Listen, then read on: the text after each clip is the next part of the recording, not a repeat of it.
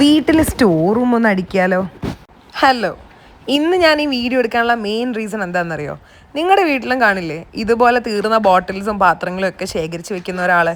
ഞങ്ങളുടെ വീട്ടിൽ ആ കാര്യത്തിൽ ഞാനും അമ്മയും ഒരേ ടീമാണ്. ഞങ്ങൾ ഓരോ എംപ്റ്റി ബോട്ടിൽസും ഞങ്ങളങ്ങനെ കളയാറില്ല. എന്തിനാണ് ഇതൊക്കെ ശേഖരിച്ച് വെക്കുന്നത് എന്ന് ചോദിച്ചു കഴിഞ്ഞാൽ ഭാവിയിലേക്ക് ഉപയോഗിക്കാം എന്നൊക്കെ ആയിരിക്കും ഞങ്ങളുടെ ഉത്തരം.